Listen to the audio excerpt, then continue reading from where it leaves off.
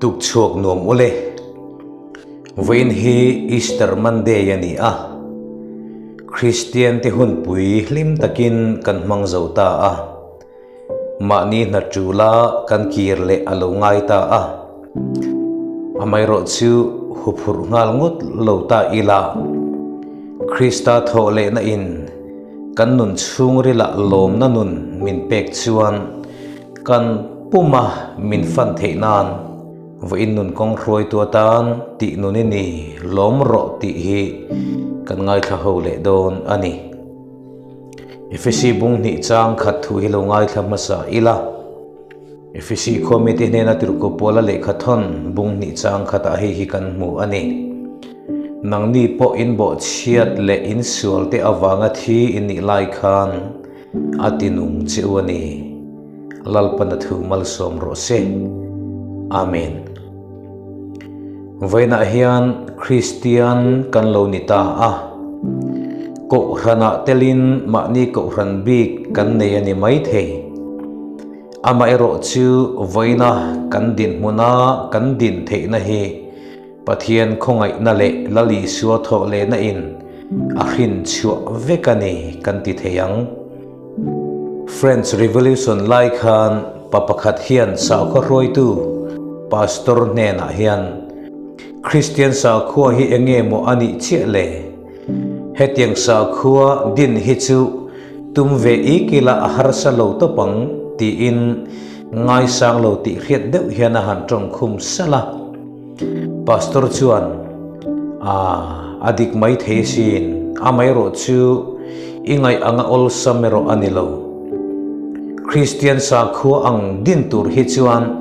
cross a khen be nuwa ni thum nuwa khana changa thole photanga ya ithitlang mai lawang mo ti in a challenge le tani ome zui tur om turin Krista chu thina na in a thole ni avaru pui em lalpa chu fakinom ro se kumin Easter Sunday chu karil ruwa zo na lali suwa hi thole lota se engtin nge ka omang le ti hi kain zot deu sek maya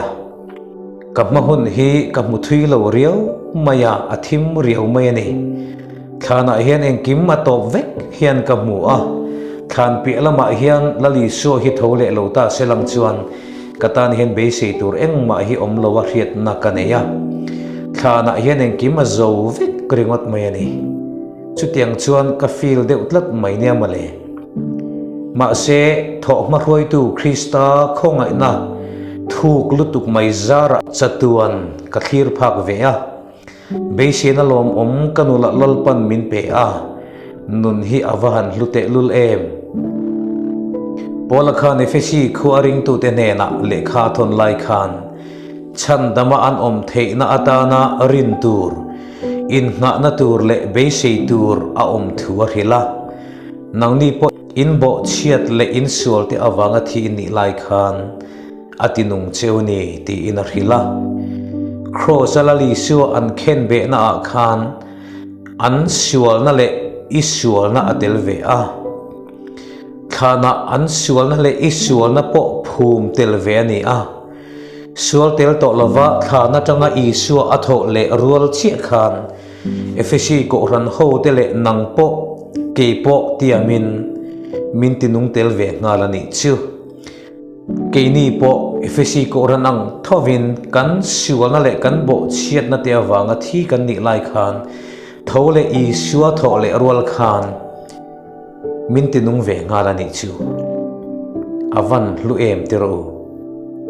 chuwang chun vaina hian lalpa ne na lom thui soyam u ama rualin i suan atinung che a i tho chuan ni lo ape che ni chu nun na chu pe che ni chuwang chuan lom ro kan ti ni kan thupuya hian pola hian efesi bung ni changa a chiang le zualin ti hianin ti nun kan ni dan min thrilani kan bo chiat na te awanga thi kan ni lai meu po in Krista rualin min tinung ve a khongai na achandam in ni ta e min tiani chu kan bo chiat na te awanga thi pathian ngaya then ran to bo chiat na wanga boral maba kan ni mek lai khan Krista rualin Isua atho le rual khan lalpan atinung chia I tharau chuan nun na alo nei le ta ni chu wang chuan lom ro Isua hian lom ro khovel thila sum le pai tam tak ni ma lang I lom na ta chuanin atop tak tak thei chung lo abak du bel na zela omang zu poilo ina ni mai thei amai ro chu atu ka idu zel don khovela hian mi hringin ama human desire ati sa chak na lampana atlan chuan enga ma hian lung oina amu tak tak theilo amai ro chu mi in Isu Krista a hian lalpan nun na ape a ti nunani ti riat chuan khovel lom na satli ang aya sang hian lalpan van lom na nun hi milo pe mai zelani lalpa ro pui ro se Isua thole ruala ti nun na pek siwala wanga boral mek chatuan khem na lakata nun na pek kan ni van ro pui te lul em kan nun kong roi tu tur chu ta nei tu ho tu nei lal big nei kan ni na hi in khethar le yang uti hiani pathian ta thishena le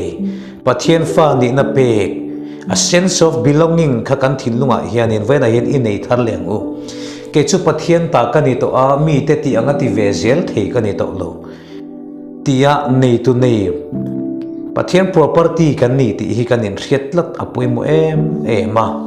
chu wangin vena hian lali suwa tho le na awang khan ama ali suwa tho le rual khan ti nun na pe kan ni a vena hian I lomang u chu lom na nun nen chuan vena hian kan thin lung hi in refresh ila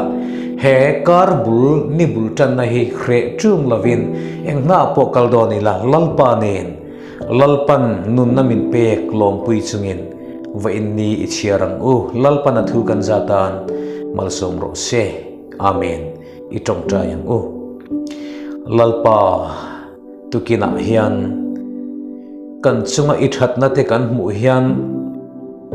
kalome ti mai lo chu soitur kan nei lo kan tan hian thil tha hi iti tam lutuka